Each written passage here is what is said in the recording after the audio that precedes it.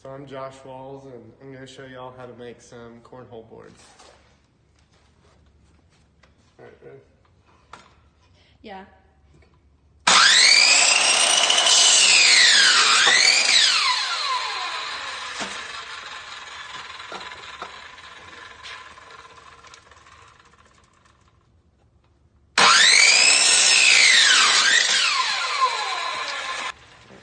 So this right here is your side, and your side's going to be about 48 inches.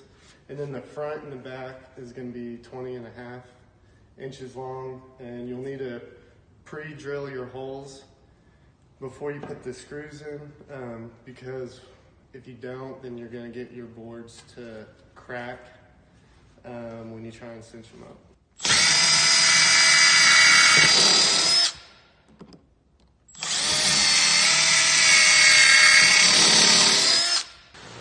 So for putting the sides and the front and back together, you want to use your 3-inch screws, but then when you're actually putting the top in, you only need to use the 2. Since I'm making about 10 sets of these at a time, doing that, I save a little bit of money, getting the shorter screws. Put my hand like that. Go ahead.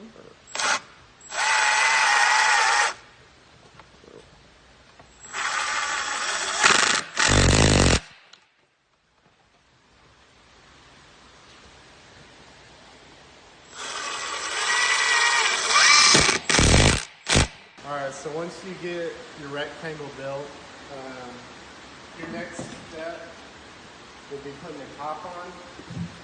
And then that's where you want to use those 2-inch screws so you don't have to drill too hard. Because it's really easy to crack this board.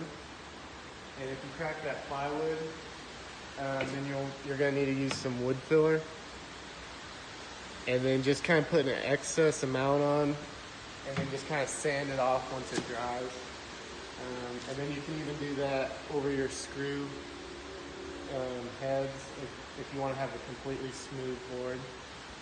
And then what you're going to want to do is bore out those holes for your legs. And so with mine, I use a 3/8 inch bit. And then, so my legs are about a foot long, so 12 inches. And then I'll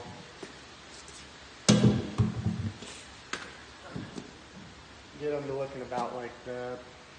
And so here's the drill I use to cut that 6-inch diameter to get that perfect 6-inch hole for every set. Definitely be careful when you're applying pressure, because this will fly off if you're not careful.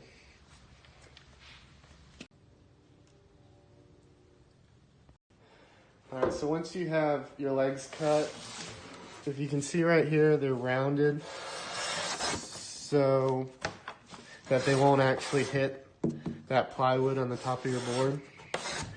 And so these carrier bolts match the 3/8 hole. And I've got a washer and a wingnut, and that way you can store them. And they don't take up quite as much space. Usually I take the legs off so I can paint in all these crevices.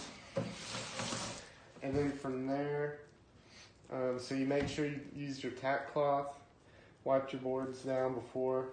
This set is for a wedding, and so I stained it, and it looks super dark, but in the sunlight, you're going to be able to tell the different grade levels of the wood and all that. And so I'll have my white lettering, and I'll probably put a white pinstripe on the side, and then the base will also be white. But from there, I'll stain it, put the stain on, then I'll paint it white, and then from there, I'm gonna put the polyurethane. I like to use a water base instead of the oil, because that oil is really rough on brushes, and so I stick with water base. And I like to put about 3 coats, and it's not as much of a problem with stain, but if you're using all paint, so if I painted, you know, it white and then I had red letters, if you start to sand it to get that real smooth texture, you could possibly start taking the paint off. So you want to make sure you at least put 3 layers before you start sanding it. And then once you do sand it, and I usually use about a 320 grit, so super fine sandpaper, and then I'll throw another layer, maybe 2, depending on how smooth I'm trying to get those boards.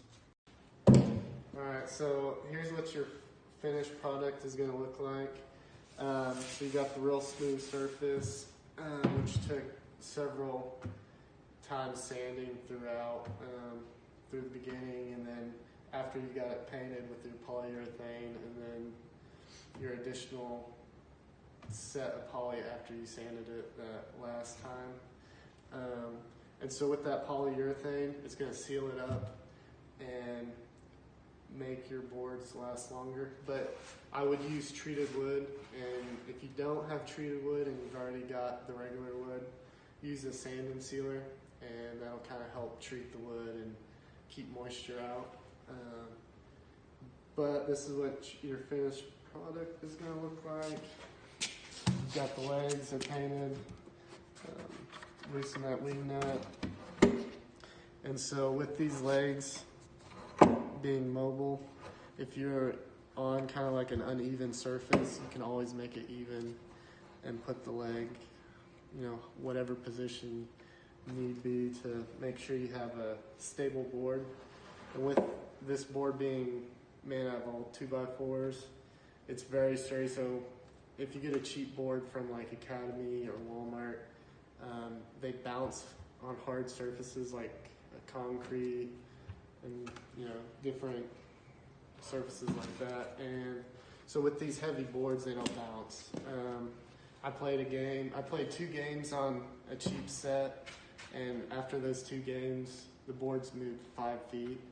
And so with a set like these, they're not going to move, and you know, they're going to last forever.